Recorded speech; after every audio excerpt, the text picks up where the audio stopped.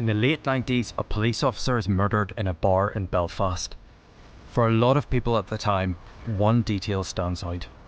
Constable Bradshaw was drinking in a well-known gay bar. Whoa, policeman in a gay bar? What the fuck's he doing in there? He was shot in the back by a masked gunman. He was murdered by terrorists, assassinated by the press. Some of the coverage about gay sex rings, it would make you ashamed to be a journalist. The impression we're given was this is an embarrassment for the RUC, this is something we don't want. Darren Bradshaw's murder puts a spotlight on the LGBT scene around the city's first openly gay bar. The atmosphere was electric. It's like an oasis. There was light shining from the skies, so it was just like a soup, a gay soup. I love the taste of that soup. A community fighting to come out from underground against a backdrop of hate. This morning, a bouquet of flowers was placed outside the pub by the Northern Ireland Gay Rights Association. We would far prefer to have had him still alive. We could do without the murderers. It was a place where we trusted each other, and yet that had been totally violated. Like, how did that happen? How did people know that he was there?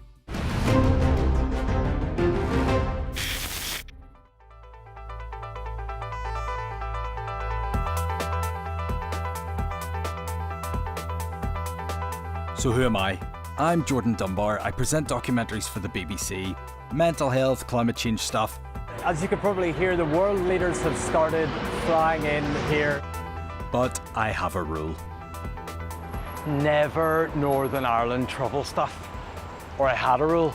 Because then I heard about Darren's story, and even the few details I could find online, it just grabbed me. Because there's something that really bothers me. I grew up here in Northern Ireland. I even worked here as a tour guide. I've performed in drag shows. Yes, that is me and my cheekbones. I've done comedy and hit every dance floor in the city. I used to think I knew this place pretty well. So how have I never heard about Darren Bradshaw's murder?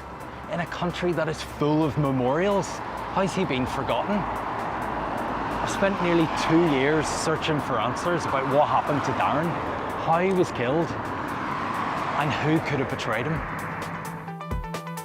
You can't understand this story without knowing something about the world Darren was growing up and going out in. You're watching the Spice Girls on Unsolved.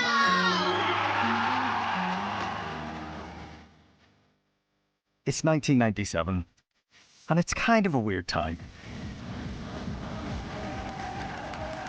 It's a computerized pet called Tamagotchi, Japanese for lovable egg. Is the battle of the sexes over? Women are wonderful, making food and, cleaning up and washing.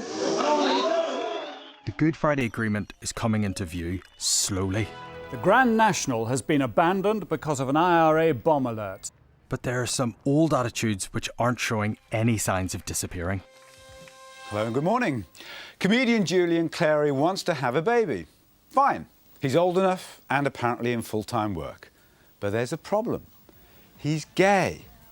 Should gay men and women become parents? We should be trying to save young men, young boys, from going down the homosexual road.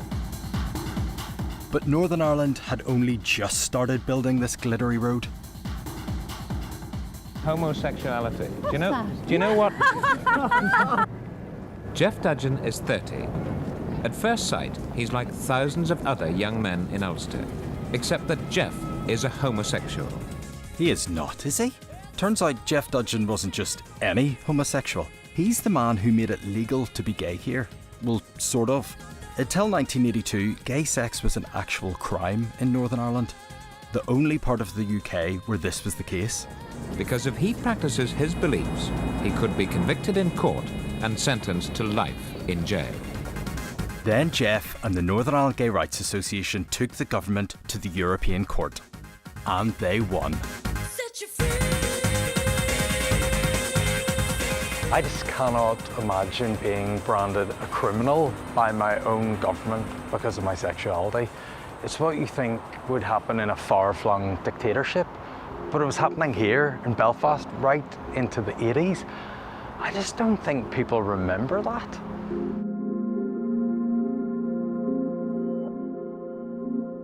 Andrew Muir is a politician. He recently became the first ever openly gay Stormont minister.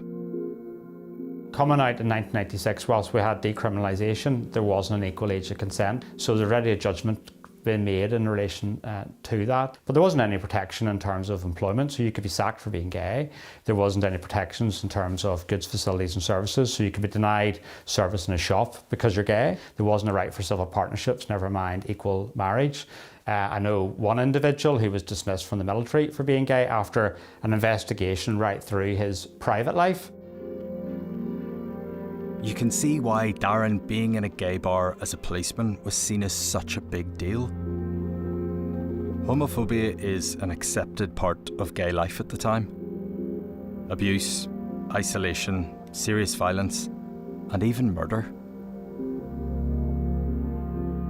Former Presbyterian minister David Templeton, caught smuggling gay pornography from Holland, came to the attention of the UVF. A punishment squad beat him with spiked cudgels. He died later of his injuries.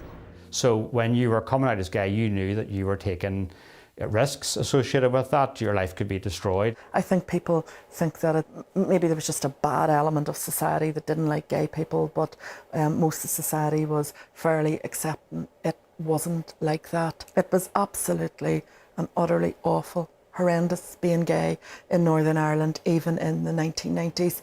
Being gay wasn't normal. It was viewed as something perverted.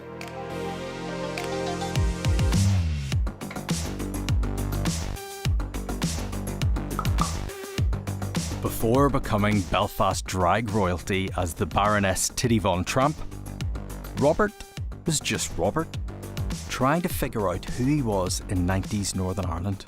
I was always the quiet, shy, retiring one. I know it's hard to believe now, but actually back then, it was so difficult. So you just tried to make yourself as small and as minuscule as possible, just to not get the abuse of the bullying. You couldn't go out anywhere, you couldn't do anything. You couldn't even try to hit on somebody in case they weren't gay, because then you got a beating. Sounds grim, frankly. No amount of share is making this better. It's not just ever-present homophobia that stops people coming out. There's practical difficulties. There was no social media. It was just so doodle-doo, doodle-doo, doodle-doo, phones, and that was it. So you had no way of getting things apart from word of mouth. But for Robert McCready, old-fashioned problems require modern solutions. The way I found it was through teletext. Teletext had a dating service, and you had to write letters in with the post office box, and then those replies were sent out to you. That's how I found out, through teletext. Late at night with my mother and father upstairs in bed, there's me scrolling through teletext.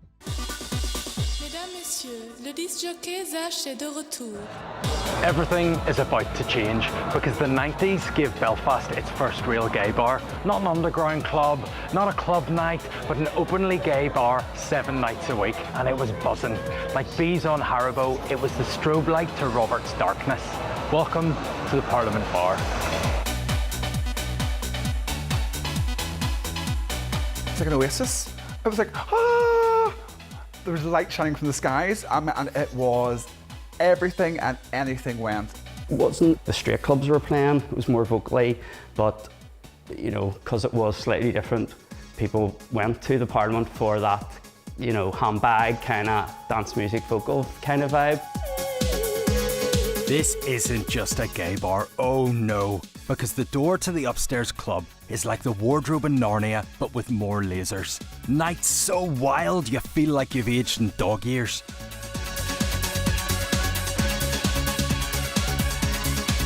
People were curious at ordinary straight people from the Shangle because they were saying it was a great place, but it was a gay place. I was never personally in it. Everybody was saying it was brilliant. It was really brilliant. It was party central and it was busy. Thursday nights, Friday nights, Saturday nights, Sunday nights. You felt safe in it. It's just fantastic. It was a bit more raunchy upstairs. The music was, it was just sleazier and sexier and darker. The Parliament was probably never built to be a dance club, but it had these two random kind of roof parapets. So it was somebody's smart idea to put cages in front of these and have dancers up there.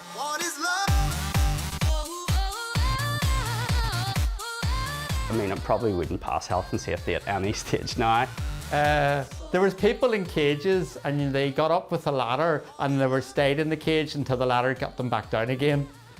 That was pretty cool.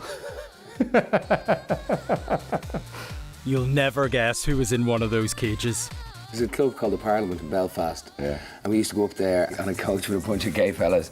Up we'd go, and I dance, wear a pair of combats and a white t-shirt and white gloves. All the gay fellas looking at Yeah, that's what I was there for. It was a very unique place in its own little time and its own little world, and it was just that one part of Belfast where everybody could come together and have a good night. But the Parliament is just one club in Belfast. It's not the rest of the country. Antrim is just down the road, but it is a world away from the Parliament. Scott Bradshaw is growing up with his big brother Darren, and they get on exactly as you'd expect. He was great as a brother, really great as a brother. Not so much times when he was throwing me down the stairs with my older brother, but that was just big brothers for you. What was he like as a person? How would you describe him? He was very outgoing, always liked talking to people. Oh, goody two-shoes. Yeah. Never got a sanction sheet. I'm near sure he always boasts about never getting the detention. I'm not too sure if that's true or not. Basically, the complete opposite of everything I am. Like shaking hands with people, talking to people, being centre of attention. He liked his fashion. When he was getting ready for nights out, paint that picture, bring it to life. What was he wearing? What did it smell like? What was he listening to? But he liked his bright orange shirts, like a Michael Jackson sort of look. The really tight black jeans. Not too sure about it myself even today. Dupe aftershave. And anytime I smell that, it brings me back to them days. When he's going out, you would have been playing his music. Christmas, he used to get the Now records. So this goes to show how old we are. I think it was Now 7. Michael Jackson, 5-star. Gloria Estefan. Not only does Darren's school record put mine to shame, he was also a hometown hero long before the Royal Ulster Constabulary came calling. I've come to Darren's hometown to learn more. The memories, you've got them all in here. Well, that's the importance of an archive. The life, the heartbeat of the town is here in these pages. One of the highlights was certainly their annual pantomime. This was a big event and it ran for years. People from across the community would have went to see the Christmas show. It's Antrim's version of the West End. More or less, more or less. Darren, he was one of the bright lights, although he specialised in the darker characters. He would have tended to be the villain, a lot of moustache twizzling. Just stealing the princess's jewel by the wicked Wazir of Baghdad. Another performance that just oozes evil from Darren Bradshaw. Brilliant, oozes evil. What a great review from a pantomime villain. That's proper cold steel villain, isn't it? That is great.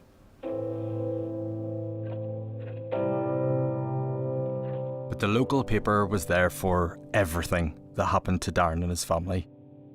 The good and the bad. So then we go from the school plays to 1996. Darren's brother Simon, a soldier stationed in Germany, dies in a car crash. Sapper Simon Edward Bradshaw, 20, died with 2 colleagues when their vehicle skidded off the road. Very, very sad news. Very sad news. Such a young man, only 20. That was hard. That was a hard time for mum and my sister. Took it really badly. Darren just kept plugging on. Looking after my mum, looking after the house. Because he steps up then? Yeah, stepped up big time. I remember the day of Simon's funeral, asking Darren to make sure he didn't die. And he promised me he wouldn't. I can't help but see a wee bit of myself in Darren. You know, he loves performing, he's a dance floor enthusiast, he'll talk to everyone. Why does he leave all of that behind to join the police at the tail end of a conflict? I need people that can help me join those dots, but they're really not easy to find.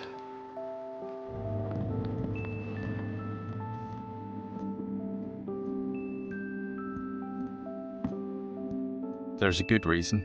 Belfast still has terror gangs from both the Loyalist and Republican sides. In '97, most are on ceasefire, but the threats to police haven't gone away. One of the main ones was the Irish National Liberation Army, the INLA. Not on ceasefire, they were ruthless, unpredictable, and always hunting for police targets. The INLA were not wearing masks and were able to get close to their victim before opening fire, hitting Mr. Murphy in the head. Mr. Murphy served in the RUC for 16 years. So yeah, cops try and keep a low profile, even today. After weeks of searching and some pretty interesting connections, I finally managed to track down some officers who knew Darren while he was in the police. And what they told me over the phone paints a completely different light about Darren and his murder than what I read in the headlines. My name is Vincent Creelan, and I first met Darren when I was a police trainer in the Garnerville Training Centre in Belfast. I think he wanted to make his mum proud. I guess with the loss of Simon as well, that was a whole other thing. He was the one that was left kind of in uniform giving service to the community. Vince first noticed Darren while he was trying to fill in a form about his next of kin. Darren was just a member of a new squad that came in. It was one of his friends actually said to me, Sarge, would you mind helping Darren out? There's a form here. It became clear it was to do with his brother's death. Simon, who'd been in the army, was killed several months before, 8 or 9 months before. He just couldn't do it. He couldn't actually remove Simon from a form. I remember thinking at the time, oh, there's a vulnerability here and this person must just pay attention to that. And he was a quiet, kind of meek guy in a way. Vince became a mentor to Darren, and he confided in him about his struggles during training. There was one conversation that made him think there might be more going on. There was a big lad went past, I think it was a rugby player, something like that there. But for some reason there was a comment about, it got into him something about being gay. And I just remember it coming up in the conversation and Darren saying something about it. And anyway, you kind of almost subconsciously think, oh, that's interesting, that wouldn't normally come up in conversation. And certainly in the police environment, he had gone to a Christian counsellor and said he had issues, he struggles with his sexual orientation, and it wasn't something he wanted. Even today, people struggle with coming to terms with identity and sexuality. But imagine having to do it back then, when there's no rainbow badges in the police locker room, and it's this macho environment where people are trying to kill you.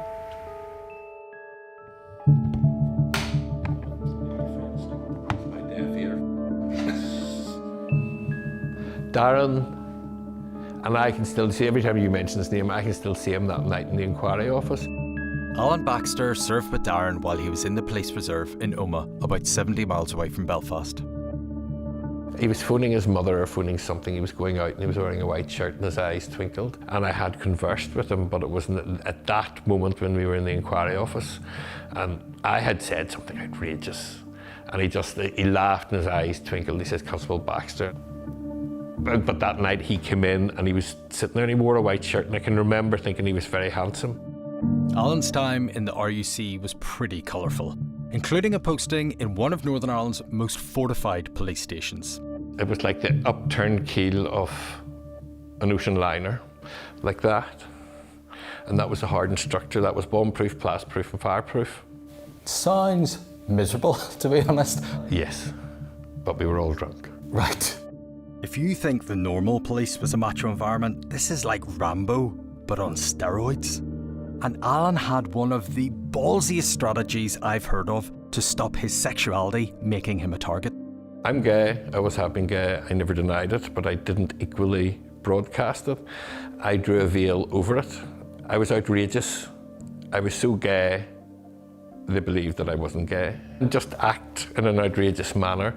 A silk cravat, a long cigarette holder, dinner jacket and a monocle. My eccentricities were cultivated to hide what it was. It was like quite a dangerous strategy, but that's what I did. Alan had a name for this character, the Princess Margaret. They just looked at you and thought, no, he couldn't be gay. He's just weird, eccentric and odd. So you went so gay, no one could think that anyone could possibly be that gay? So, but they used to look at me, shake their head and go, forces completely descended to a crock that let him in. And I said, yes, sweetie, I'm in. And that strategy seemed to work until it stopped. Stop. It didn't so much as stop as my closet was blowing the hell from round about me. And that was the thing that cost Darren his life. It's no surprise officers like Alan felt they had to hide their sexuality. Police relations with the gay community in Northern Ireland were about as warm as a snowstorm at the time. A lot of people in the gay community would have viewed the RUC as institutionally homophobic, and obviously some police officers were gay themselves, but as an institution I think the RUC certainly lagged behind police forces elsewhere. I can remember, you know, graffiti, homophobic graffiti being daubed outside my home, things being written which were just despicable. And when I rang the police, they were clearly struggling how to deal with this. So I can remember one day we went across to the training centre in Maydown. I'll forever remember this. So we all came into the centre, very militaristic culture, and we all gathered in a room with the trainees, and they were asked to write down on wee sheets of paper what they thought of gay people. And oh my God, what people were writing there. Paedophile, you know, just really, really like insulting, derogatory, false language around people that they were meant to protect and serve in a community. You know, in my own experience of police, there's like this infatuation with what gay men do. It's there all the time. It's almost weekly, if not daily, in different stations I've been in. At some stage, you'll hear some banter, some chat, some crack about gay men shagging or something. I also was aware of operations that there were against principally gay men in places that they might have known where they were meant to have sex in public or to commit acts of gross indecency or whatever. So it was always a big issue. It just always seemed to be there. The police approach to dealing with the gay community was captured in this Channel 4 documentary. Good morning, gentlemen. We've had reports of indecency offences taking place in the male toilets. The Antrim crime team are investigating complaints of homosexual activity in the public toilets. They're worried that children may be molested.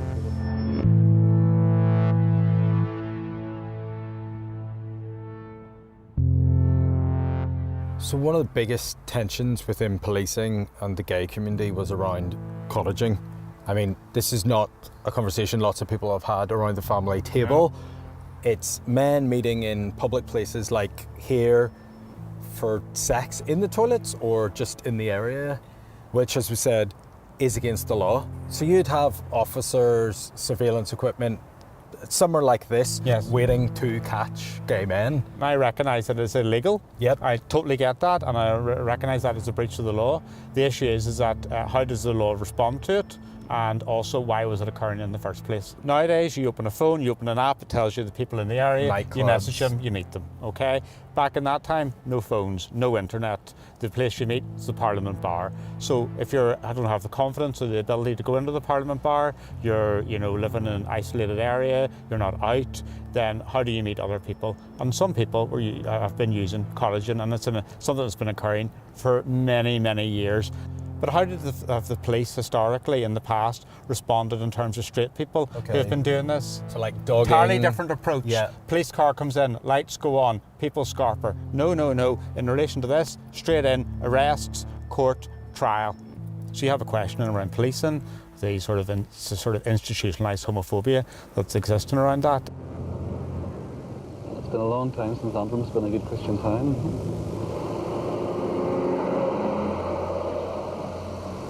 Of course, we've also got a George Michael tribute, not even a few hundred yards from the toilets. I don't know if there's any significance in that. I don't know if George is appearing. He might. If he does, we'll catch him again. As we've seen in terms of documentaries in the past, the police then previously setting up stakeout operations, videoing it, the attitudes, the intrigue, We're on the top floor of Antrim Police Station. We've got a viewpoint here which overlooks the public toilets. What you would see would maybe be someone getting down their hands and knees, or two people maybe going into the same toilet cubicle. We have the observation van taking photographs of them coming out of the toilet, and we have relaying by radio here to various cars which can follow them. The media portrayal has been completely despicable, particularly local newspapers, so people will be aware of who those individuals are. So we have the names of the thing and their profession. Wow. And then the talk amongst the community is, did you hear something such? They're gay. So it's ruining their life. It's ruined their life. And that occurred in so many examples around Northern Ireland. And it's not something that's in yesteryear. You know, this is not the 40s and 50s. This is something that occurred in the 2000s.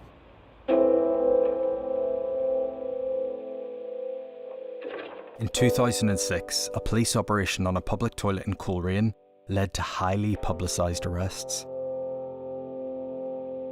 Straight in, operation and arrests and people in the newspaper, and then the human consequences flowed from that. Someone took their life, didn't they? That's my understanding, yes. Someone took their own life.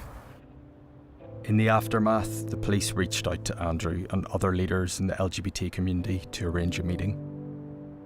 My abiding memory in that was that the leading police officer, assistant chief constable level, opened the meeting by apologising. That meant quite a lot, that we didn't have to argue our case as much as we've had to in the past.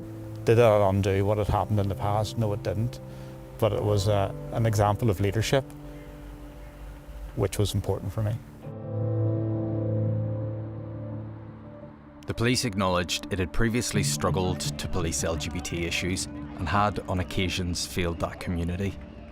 It told us it now places a significant focus on developing and maintaining positive relations with the wider community and its own LGBTQIA+ staff.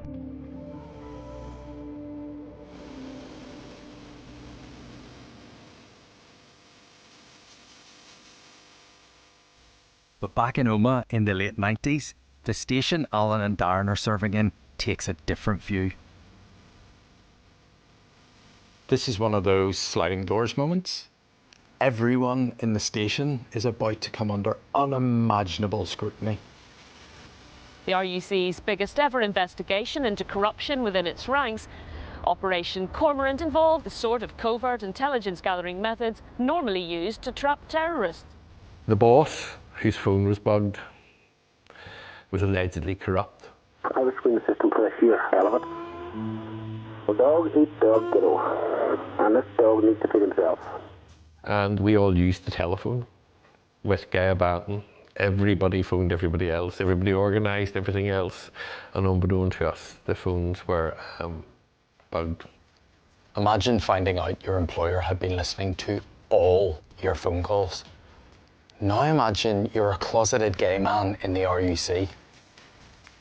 Alan's secret was out, and some people inside the RUC thought they knew exactly what a gay policeman would be up to. They alleged that I had been committing acts of gross indecency in a public lavatory in Omagh. It was a fishing expedition. I was foolish, I was indiscreet, but I'd most certainly never done anything illegal. With hindsight, they had nothing, but they had a manila folder. They kept holding the lid of the manila folder like this and going, and they had large A4 photographs that there was the entrance to the public lavatory in Omagh, but the photographs of people going in and coming out. The last piece of this story is pretty wild. Alan's a former special branch officer, he's got a background in surveillance, and he thinks he knows how those photos were taken without anyone noticing. There was this stuffed owl that moved about the roof of Slevin's chemist. It was there one day, next day it was there, next day it was here, there, here, and eventually it ended up coming to rest on the parapet, directly overlooking the toilets. And it was only then, sitting in that room, that I realised that lovely little stuffed owl had a camera up its arse. And that's what they were using to photograph people to go in and out of the public lavatory. That's my theory. However they were taken, Alan called their bluff. He managed to survive this brush with an internal investigation. But Alan wasn't the only gay officer in the station, and investigations into those other officers were only just beginning. I got a solicitor. He said, "Do you know Darren Bradshaw?" And I said, "Yes." He said, "His name's..." There's a file on him down there. Darren and I and everybody involved in that bit of that investigation, we were collateral damage. But for now, Darren doesn't know any of this. It's like a clock has started ticking that he can't hear. Soon after, he leaves Omagh to work in Belfast. Everything changes for him in the city. He's back to the baselines and the bars, and he's not running away from himself anymore. There's nothing I won't do. Anything you want me to, I can't keep my hands off you. Between sectarianism, violence, homophobia and shame, where can you go and be yourself if you're Darren Bradshaw? There's nothing I won't do. The smell of lynx and expectation in the air, eyelashes longer than the Antrim Road, more curtains than a furniture shop, where Dolce & Gabbana meets Lambert and Butler. The Parliament Bar was the ultimate symbol of a changing Belfast, of a Belfast where gay people were coming out from the underground. My first Saturday night that I went there, it was amazing. It was like every cell on my body had lit up, and it was like, you know, the stars were coming out of every pore, the atmosphere was electric. Before he was in the world's biggest TV show, Game of Thrones, Christian Nairn was in the Parliament. I would have been there every Friday and Saturday, and at one stage probably most weeknights. No, Darren, I knew him to say hello to. Definitely would have spoke to each other, but he was definitely a well-known, recognised, and really nice guy. I've never heard a bad word said about him, actually. Oh, anything went. You see people coming in with carrier bags and with shoulder bags, and then they nip into the toilets, then they're going, so you didn't know what was going to come out of the toilet? This is a surprise. I was coming out with dresses with cuddly toys sewn onto them. I came out with just 2 CDs stuck there, a CD bikini made there. I had a pair of DM boots, and I screwed blocks of wood about that size onto them. They were what, 12 inches? And there's me, 6'2". I was like, welcome to the Giant's Causeway. The previously grey and deserted Belfast city centre was about to get some sparkle. In about another hour and a half, you're going to see. Marcus set to work creating one of the first drag cabarets in the city. And we started doing drag, went to the owners and said, what do you think? And he even was like, you know, men dressed as women, do you think that would be a thing? In a gay club? And in a gay club. So he then said, I will show you can do a Sunday, and it's not like you can ruin anything. There's only like 9 people in a Sunday, and the Sundays became as busy as their Fridays and Saturdays.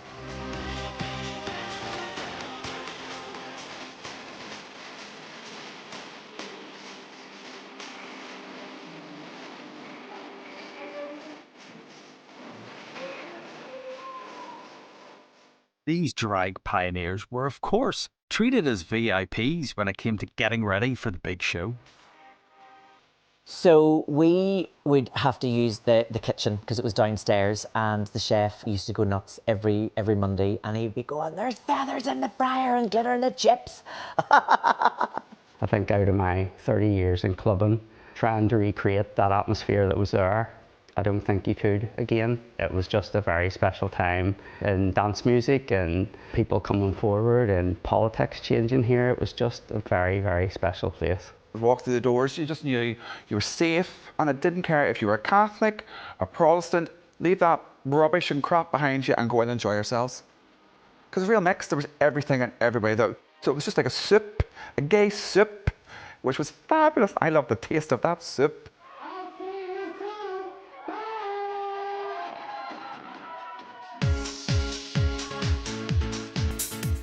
Titty soup had a lot of ingredients, but it's still being made in Belfast, which means you have local ingredients, whether you like them or not. You did have, you know, paramilitaries from both sides coming in and drinking, but maybe they just weren't, you know, very obvious. Like, they didn't come in balaclavas. They mixed and mingled, and there was no, like, a wee nod here and a wee nod there, and that was it. It wasn't like you were in fear. There's this sense at that time, the Troubles was just orange and green. There's no space for the rainbow. It was a shock to me that there were gay police officers back then, but obviously there was so much more going on. Well, there's like a secret history of the Troubles. about gay people in loyalist paramilitary organisations, gay people in Republican organisations, and gay people in the security forces. Gay people obviously had their allegiances. It wasn't just all their one big happy LGBTQ family. During the hunger strike, there was an organisation, you know, Gays and Lesbians Support the H Block. In loyalism, there was Sam Skelly McCrory, and he was a member of Johnny Adair's C Company that killed many Catholics, and he talked about how he didn't just hate Catholics, he hated gays, even though he was one. Sam Skelly wasn't just any loyalist paramilitary. He was once regarded as one of the most dangerous terrorists in Western Europe, representing the UDA in political negotiations. Sam, you're meeting with John White. How's it gone this morning? Useful. It was useful. Has it improved the situation? No, not at the now, no. We'll have more to say tomorrow, so we'll... Shaved head, tattoos, and built like a tank. He's as far from the stereotypes of gay men at the time as you could get. What Skelly was, I mean, he was a paramilitary. He was a member of West Belfast Brigade, and it would have been hard for him to be the person who he was and come out and say that he was an openly gay man. We knew what Skelly was. Skelly knew what he was, but we never sat down and discussed it or talked about it. That was Sam's business. Do we have anything against him? Absolutely not. Were there not rumours? Was it not being used against him? Because he's not married, he doesn't have There kids. was rumours, and certainly people would have whispered and laughed behind his back. They wouldn't have the balls to say it to his face. When we were in Castlereagh, which was an interrogation holding centre. This is with the police? This is the police, and I remember them yelling and bawling at Skelly, you fucking calling like homophobic fucking things against him, and we were going to go and tell Johnny all about you. So they believed that he would maybe confess to something, or worst case scenario, work for the special branch. Skelly said, go fuck yourself.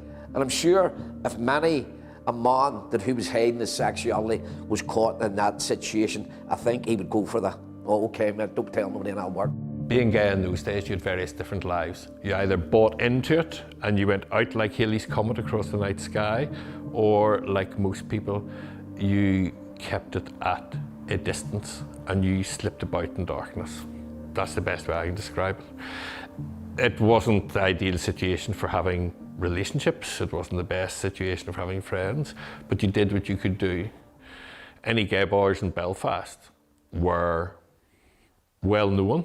In fact, they were always, when you looked at the briefing pages, they were always there. There was either Provisional Irish Republican Army people in it looking for peelers, and gay loyalists. There was loyalists in it looking for peelers and gay Republicans, and not to mention all the other criminality who were just looking to blackmail people. It's a weight or a pressure.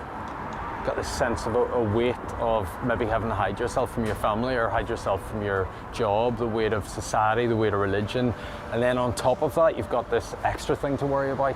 It's a uniquely Northern Irish thing where the person you come out to, the person you might fall in love with, the person you meet, they might end up exploiting you, they might recruit you, you know, they could use you, might even get you killed.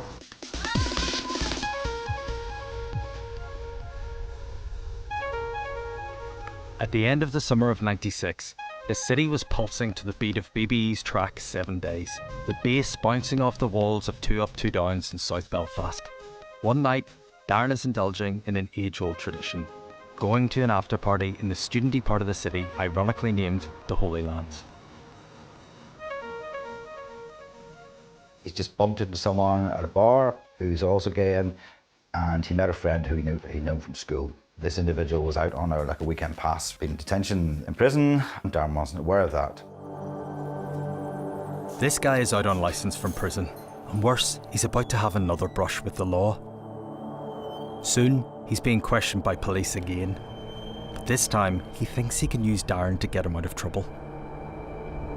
I think one of the first things he did to try and help himself was to say, oh, I know this police officer, he's gay, he goes to gay parties, that he had his gun with him, and he probably said to him he's drunk, and I think he said also he was taking drugs. So obviously when that gets fed through the system, the police have to take action with that. Darren, the trainee cop, finds himself being questioned by other police officers. He tells them he hadn't done anything wrong. He said he hadn't taken drugs. He said he didn't know his friend had been involved in criminal activity. He said, okay, I might be in a good area I was in. Maybe that's something I should have done. He said, and there were a lot of gay people there, but he said there was just a lot of young people there and we were just having fun, having a few drinks. Do you think his sexuality played a part in how he was treated? The fact that it had to do with gay people at parties? The impression we were given was, look, this is an embarrassment for the RUC. This is something we don't want, and this is the best way it's dealt with, that he will be interviewed, he'll be suspended. But things are about to get worse for Darren, much worse. Remember that investigation into gay cops up in Omagh? The clock that Darren couldn't hear ticking? It's about to go off. I think one of the team had been involved in an operation down in Omagh, and they were taking photographs of men going in and out of public toilets. And one of that team said, I think I recognise this guy. So they checked through the photographs of that operation, and there was Darren's photograph exiting the toilet. For Darren, everything is about to change. He wanted to become a police officer to make his mum proud, to pick up where his older brother had left off. That's not going to happen now. Vince is there when Darren is suspended pending an investigation.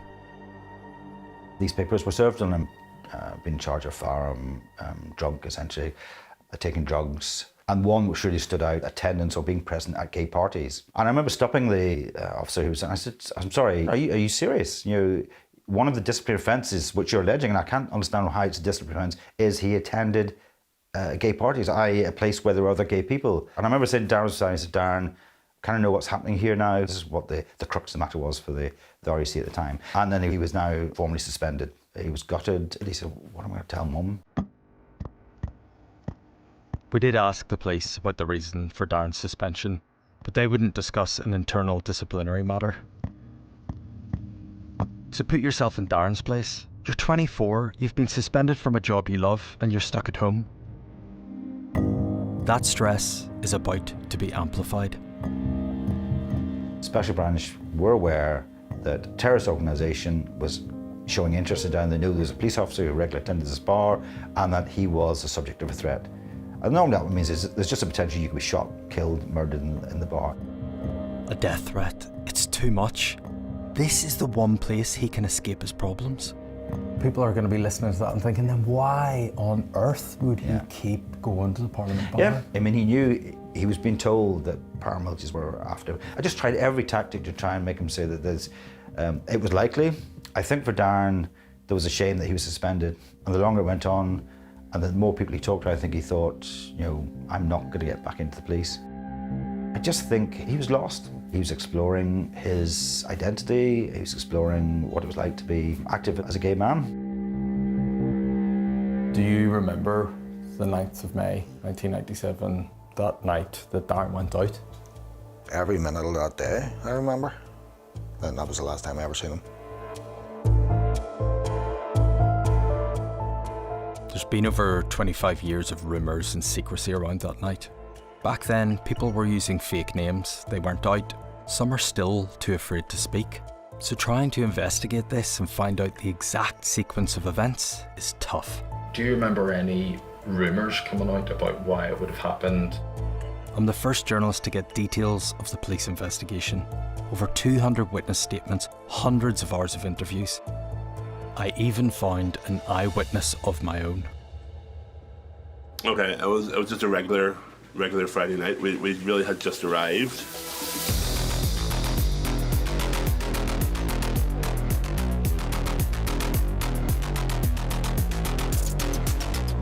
My friends and I went in and we sat around the table. We were doing our usual jiggery pokery, talking about everybody or just gossiping. Just the usual thing on a Friday night. It's 7:15ish. A red Toyota Corolla gets stolen on the Ormeau Road, 2 miles from the bar. I remember I had clocked that Darren was in the bar. I just started on the cursory look around to see who was out. We know Darren has arranged to meet someone. He chats to the bar staff and tells them he's meeting someone new. He's anxious and he checks his watch. Has he been stood up?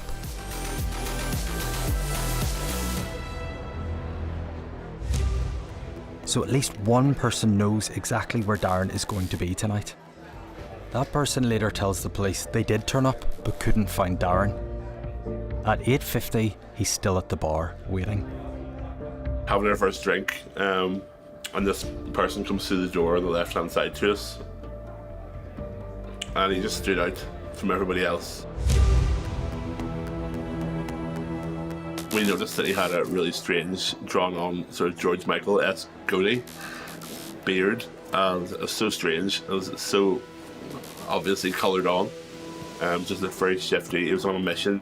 Walked out and he was like, but he was searching with his eyes. We looked away, we started talking again. Maybe 5-10 seconds later, we heard a double bang.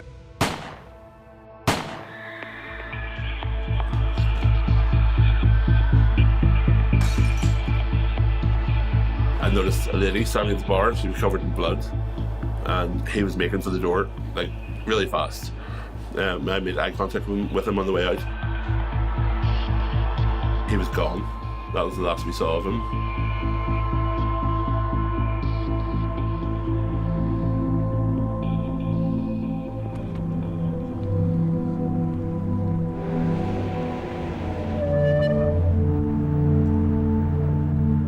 I got a phone call at home, and it was from a guy who had been in Darren's squad, and he just started to tell me that somebody had been shot in the Parliament bar, and I instantly knew who it was.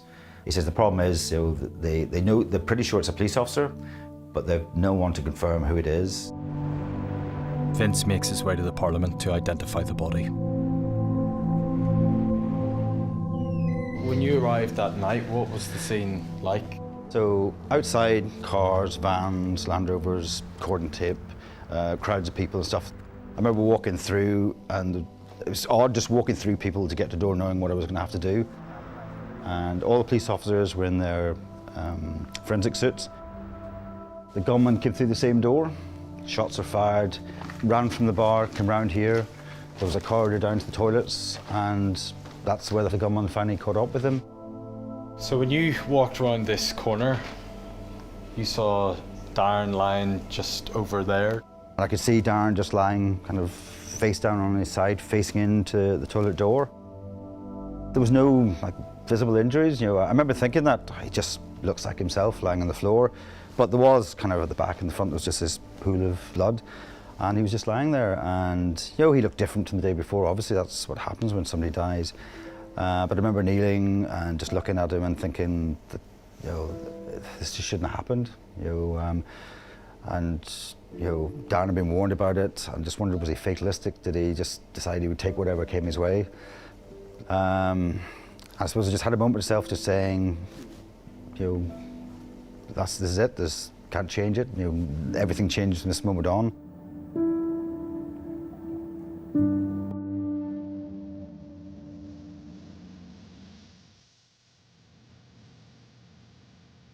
Next day, a call is made to the BBC, and the INLA claim they executed the policeman in the Parliament bar.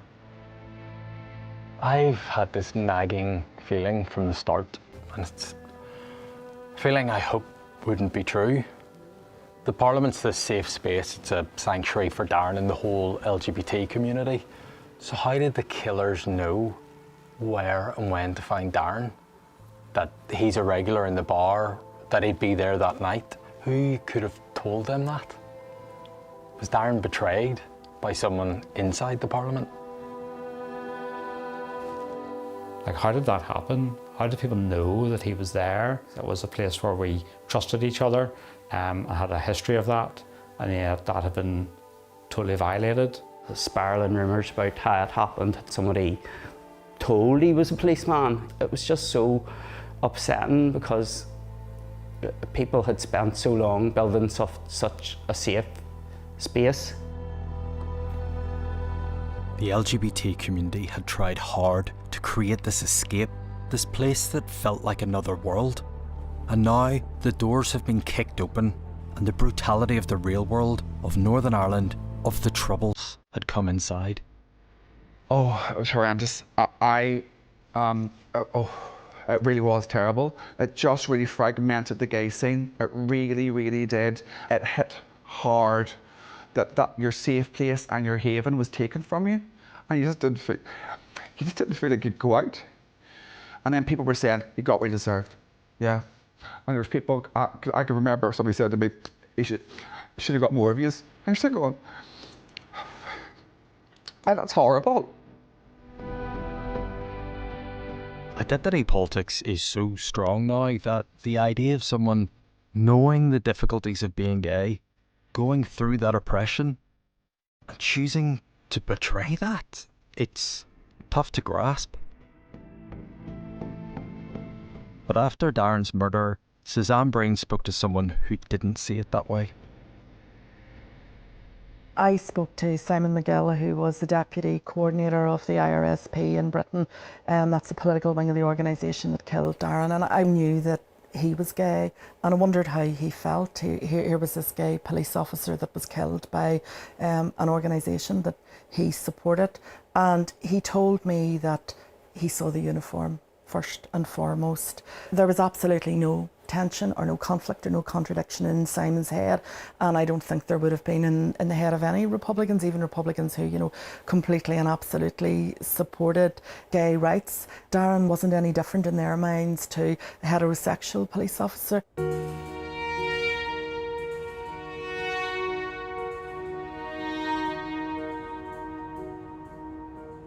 For most people, the decision of how to come out and when is a decision they get to make themselves. But Darren's decision is taken away from him in the most public way.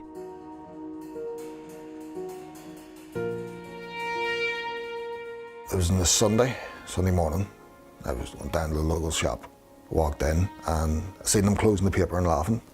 And then I looked down to where the papers were sitting, and Sunday World, gay cop shot. Going, what the hell's this? And going into the house and throwing the paper down, shouting he was a fucking queer. I mean, I was 15, didn't take the news too well. Very close-minded, what have you, back in '97, conservative place in Northern Ireland. So it was a shock. I like to think of growing now. Because Darren never had the chance, if he wanted to come out to you, to the family. He was outed. Yeah, outed him to everyone. Really, there were the tabloids who didn't cover themselves in glory at all, who used really horrible language, who talked about gay sex rings and known homosexuals. I think the worst values in Northern Ireland were reflected in the tabloids, and some of the coverage, it was sleazy and it was seedy, and, you know, it would make you ashamed to be a journalist. During the investigation, the police searched 16 homes. 10 people were arrested, 7 men and 3 women. One suspect was arrested 3 times. Hundreds of witness statements and hours of interviews conducted. All in really difficult circumstances. This is a community that was both afraid of the police and of admitting to being in a gay bar.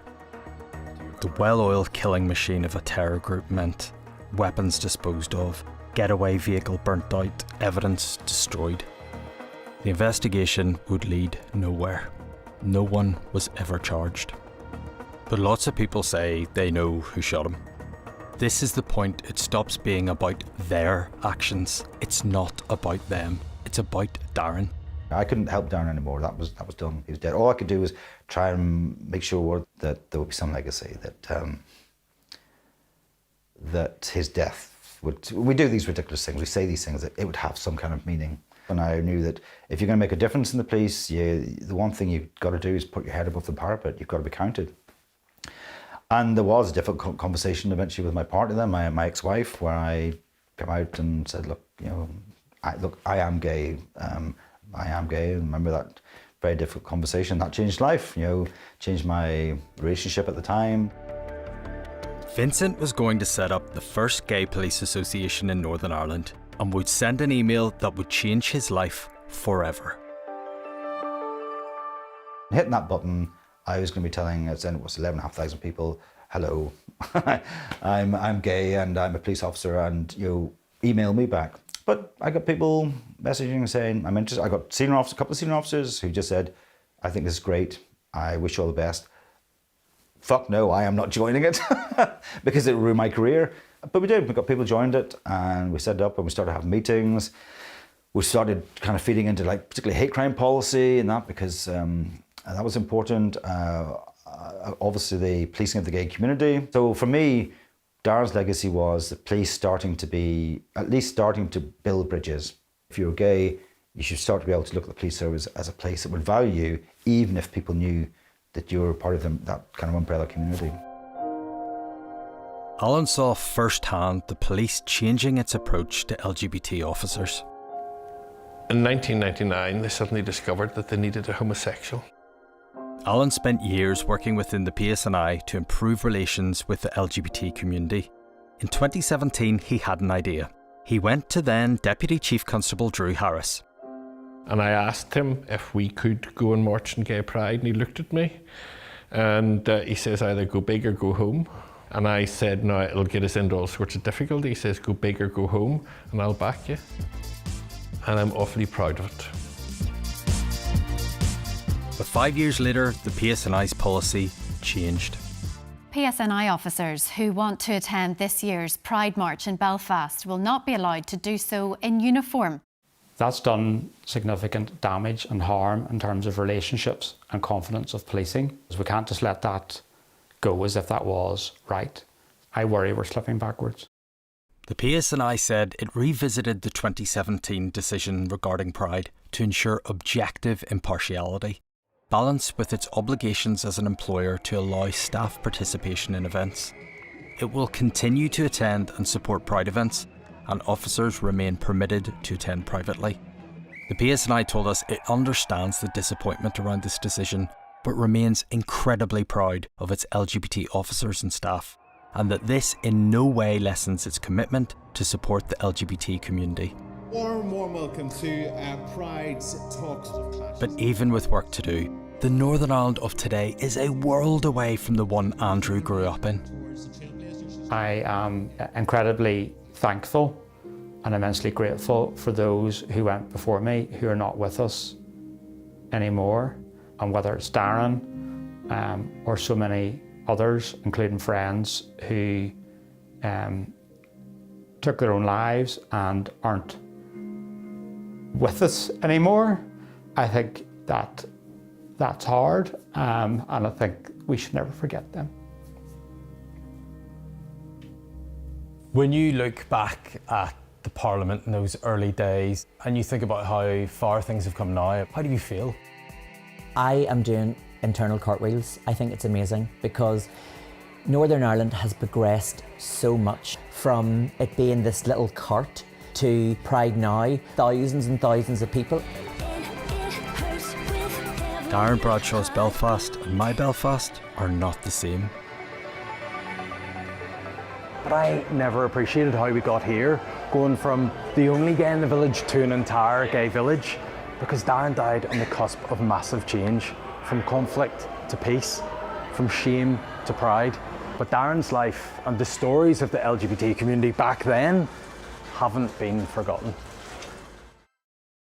To hear more about Darren Bradshaw's story and Tales from the Parliament Bar, you can listen to all 6 episodes of Blood on the Dance Floor, the 5 Live podcast on BBC Sounds.